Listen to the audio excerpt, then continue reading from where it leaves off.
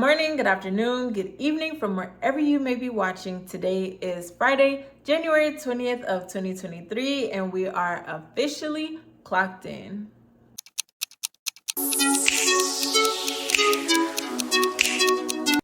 So I just want to start off this video by saying thank you guys for tuning in. It means so much to me.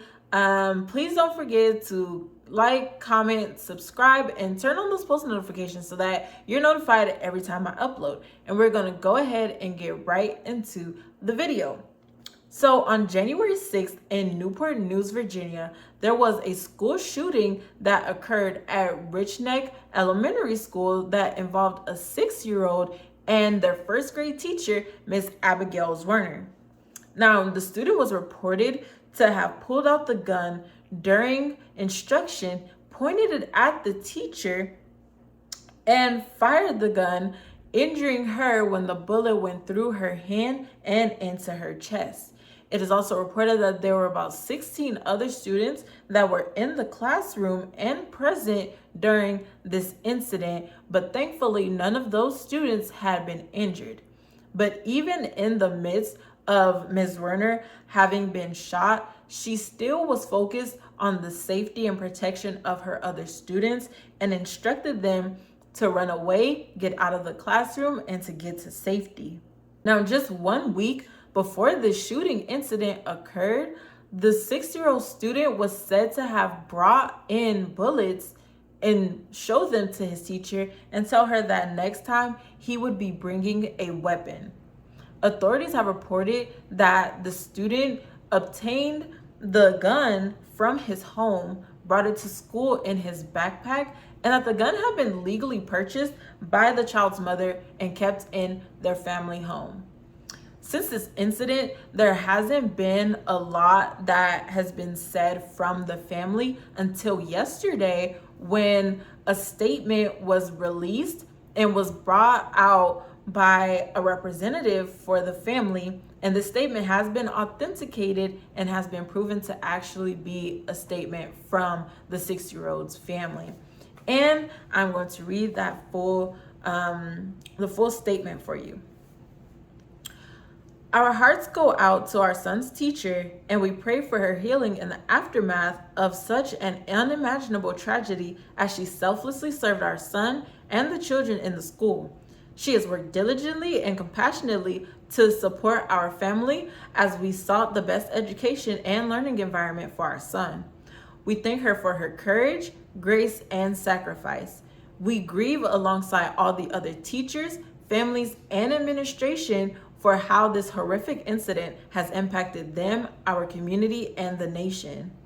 We have been cooperating with local and federal law enforcement to understand how this could have happened.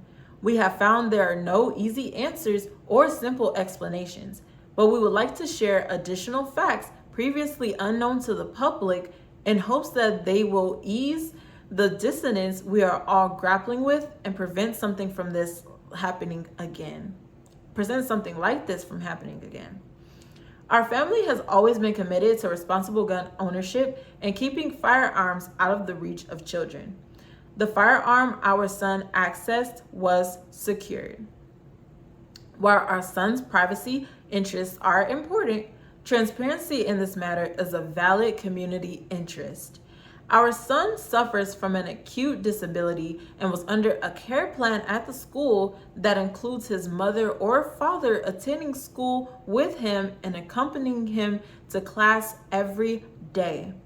Additionally, our son has benefited from an extensive community of care that also includes his grandparents working alongside us and other caregivers to ensure his needs and accommodations are met. The week of the shooting was the first week when we were not in class with him. We will regret our absence on this day for the rest of our lives. Since this incident, our son has been under hospital care and receiving the treatment he needs. We thank our son's medical treatment team, as well as our family, friends, and all others who have offered support during this difficult time. We continue to pray for his teacher's full recovery and for her loved ones who are undoubtedly upset and concerned.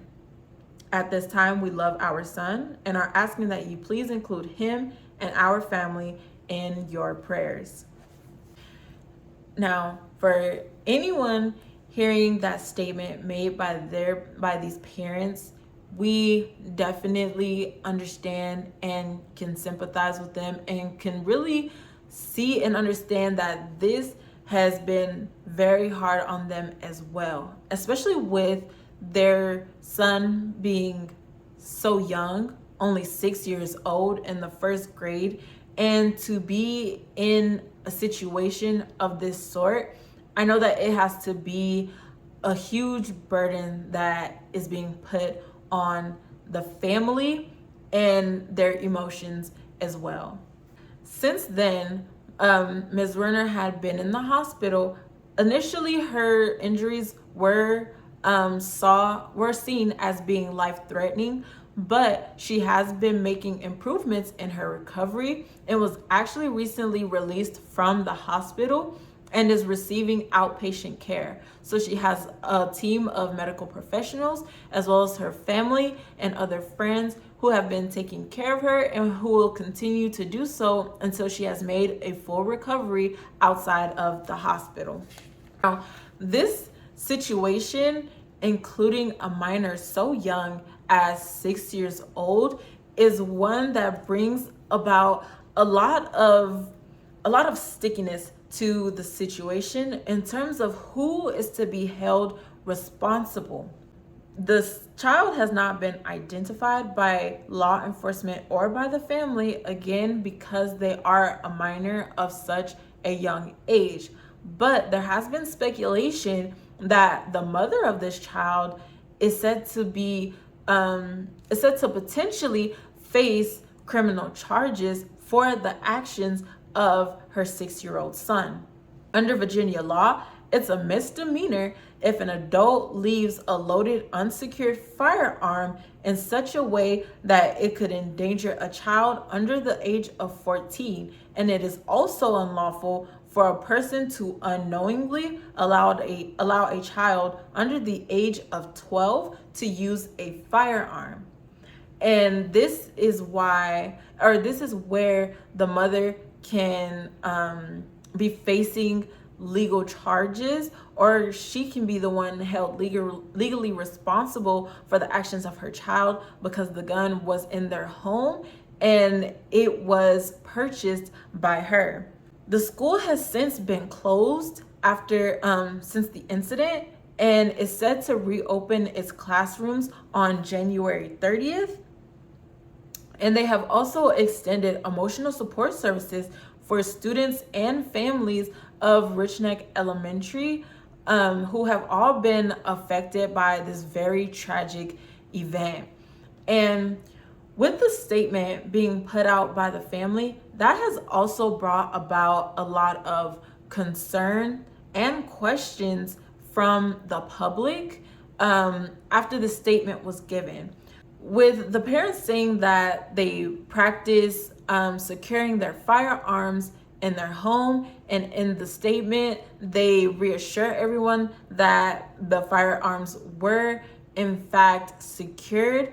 A lot of people are questioning then, how is it that the 6-year-old was able to gain access to the firearm? But not only the firearm, but the week prior, when the 6-year-old gained access to the bullets that they also brought to the school. How often were the parents checking on these firearms to ensure that they had been secured and that no child could get a hold of him is also a question that has been heavy on a lot of people's minds.